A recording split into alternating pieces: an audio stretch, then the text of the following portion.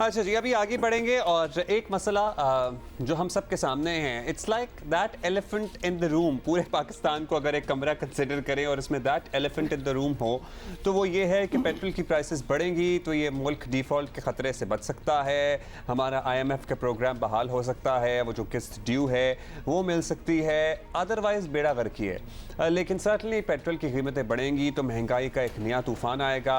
अब इस सिलसिले में जहन साजी भी तो करने की ज़रूरत है ना, लेकिन जहन साजी भी नहीं की जा रही है। खैर अच्छा, लेकिन एक डिटेल है जो ऑब्वियसली हम आपको देना चाहते हैं। इत्तेहादी हुकूमत से भी गिरती मईशत नहीं संभल पा रही है, तो आपको पता ही है स्टॉक मार्केट मुसलसल नीचे है और डॉलर जो है वो ऊपर ही ऊपर जा रहा है। वो तो हम आपको बता चुके हैं, कल का हमने आपको बताया था। पूरी डिटेल देते हैं। माशी माहिरीन समझते हैं मईशत का जो ये हाल हो रहा है इसकी बड़ी वजह शहबाज हुकूमत की कोई वाज़ेह माशी पॉलिसी ना होना है और ये इनडिसाइसिवनेस है जो कि लीड कर रही है इस तरफ। और इसके अलावा इस वक्त पेट्रोल पर दी जाने वाली 40 रुपये फ़ी लीटर की जो भारी भरकम सब्सिडी है मईशत के लिए, ये बहुत ही ज़हर कातिल साबित हो रही है और इसी वजह से IMF का मुआहिदा भी ताख़ीर का शिकार हो रहा है। 18 मई को IMF से मुज़ाकरात से पहले इत्तेहादी हुकूमत को ये सब्सिडी ख़त्म करना पड़ेगी। बच्चा समझ रहा है कि सख्त मौशी फैसले करने नागुज़ीर हैं। सियासी मसलहतों के चक्कर में मज़ीद ताख़ीर मुल्क का मज़ीद नुकसान कर सकती है। वैसे कोई है हमारी तमाम सियासी क़यादत को ये समझाने वाला?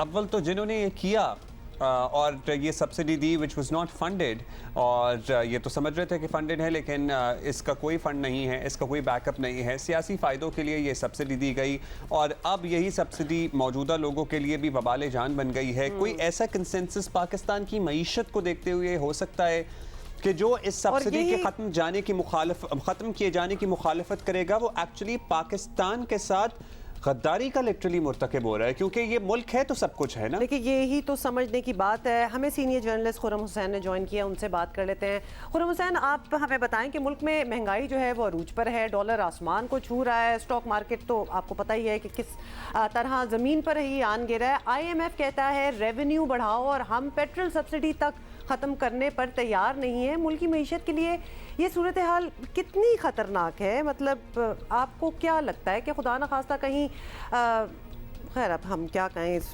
डिफॉल्ट का खतरा कितना सीरियस है? मैं कहना नहीं चाह रही थी ना, आपने कह दिया। हाँ जी बताएं।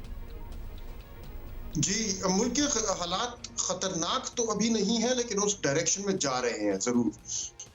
अभी तक डिफॉल्ट या जैसा जो सूरत हाल श्रीलंका में देख रहे हैं उसका कोई इमिनेंट खतरा नहीं है, लेकिन अगर ये वाली स्टेट ऑफ इनडिसिशन चलती रही, यानी कि वो गवर्नमेंट जिससे फैसले नहीं किए जा रहे, तो फिर खतरा है कि चंद महीनों के अंदर अंदर पहुंच सकते हैं वहां पे।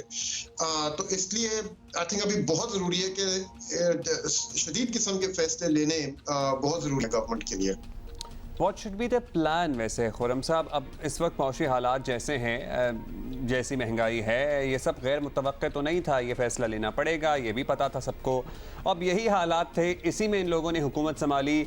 इनके पास कोई प्लान था या प्लान है नहीं? आप समझते हैं कि इस वक्त सियासी मफादात सबके इतने अजीज़ तर हैं कि मुल्की मफादात को ना पिछलों ने खातिर में लाए और ना इनके लिए अहम है? नहीं, प्लान तो मौजूद था इनके पास और प्लान बहुत सिंपल है, कोई इसमें रॉकेट साइंस नहीं है। प्लान सिंपल है कि आपने IMF प्रोग्राम पे वापस चढ़ना है। 1 साल से पाकिस्तान लड़ रहा है इस चीज के साथ। कभी अग्रीमेंट हो जाता है फिर उससे हट जाते हैं, तो पिछले मार्च अग्रीमेंट हो गया, उसके हफ्तों के अंदर अंदर हट गए उस अग्रीमेंट से। जनवरी में दोबारा अग्रीमेंट हुआ, फरवरी मार्च में आके दोबारा से हट गए उससे। तो ये साइकिल एंड करना है बहुत जरूरी।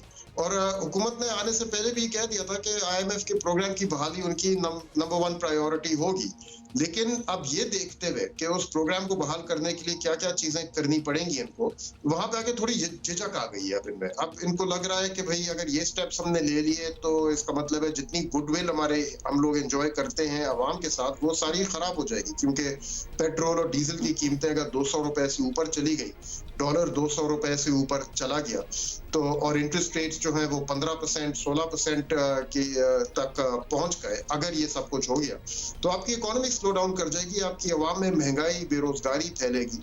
लेकिन इसके बगैर ये लोग सिचुएशन को काबू नहीं कर सकते। तो अब बहुत मुश्किल फैसले हैं और इनको अपना मेकअप बहुत जल्दी करना है, टाइम कम है। और बिल्कुल, और ये time is of the essence. बिल्कुल आपने सही कहा है कि जो भी फैसला हो वो जल्दी करना है। अब फौरी तौर पर, क्योंकि हम जल्दी करने की बात कर रहे हैं, तो फौरी तौर पर हुकूमत ऐसा क्या कर सकती है कि आवाम पर भी ज़्यादा बोझ ना पड़े, जो कि it's a tall order of course, और कम से कम जो है ना, कम से कम ख़जाना इस पोजीशन में रहे कि कुछ काम चल भी जाए। मतलब कोई ऐसी बीच में सलूशन चाहिए, कुछ आप एडवाइस करेंगे? उन्होंने 2-3 ऑप्शंस तो एग्जामिन की हैं ऑलरेडी, लेकिन आप आईएमएफ प्रोग्राम में जब होते हैं तो आपके हाथ बंधे हुए होते हैं, आपके पास इतनी ज्यादा ऑप्शंस नहीं होती चीजों को एक्सप्लोर करने की। लेकिन आई एम श्योर कोई गवर्नमेंट एक्सपर्ट्स वगैरह जो हैं वो थोड़ी बहुत कोई स्कीम सोच सकते हैं जिससे इसका हार्ड इम्पैक्ट जो है आवाम के ऊपर वो थोड़ा सा नरम हो जाए, लेकिन बहुत ज़्यादा गुंजाइश नहीं है। बहुत शुक्रिया आपका खुर्रम हुसैन साहब। वैसे तो वी आर नो एक्सपर्ट, लेकिन वैसे कभी कभी हम भी मुल्क की माशी हालात देखते हैं, थोड़ा बहुत पढ़ते हैं, तो उससे आइडिया आता है ना कि क्यों ना वो लोग जिनके पास मोटरसाइकिल का लाइसेंस है उन तक ये सब्सिडी महदूद रखी जाए, या फिर गुड्स ट्रांसपोर्टर्स जो हैं उन तक ये सब्सिडी महदूद रखी जाए, और वो लोग जो गाड़ियाँ चला रहे हैं और गाड़ियाँ अफोर्ड कर सकते हैं उनको वही पेट्रोल मिले जो एक्चुअल कीमत है पेट्रोल की, और वो इस सब्सिडी से फ़ायदा ना उठाएं। मुश्किल उनके लिए भी होगा, लेकिन जो बिल्कुल ही गरीब तबका है सिर्फ उसको रिलीफ पहुंचाया जाए, उसके अलावा किसी को इस सहूलत से फ़ायदा ना मिले। मतलब आइडिया आपका अच्छा है, उसमें और आइडियाज़ भी डाल सकते हैं कि आवाम जो है पब्लिक ट्रांसपोर्ट इस्तेमाल करे और पब्लिक ट्रांसपोर्ट मज़ीद बढ़ाई जाए। मतलब इसमें तो अगर हम जाएं और तो इससे पता है क्या होगा, लाइसेंस जो इजरा है, लाइसेंस बनाने का रुझान है वो भी बढ़ेगा ना। आपको पता है हमारे यहाँ तो लोग लाइसेंस नहीं बनवाते, सड़कों पर ऐसे ही बस चले जा रहे हैं, चाहे गाड़ियाँ हो मोटरसाइकिलें हों।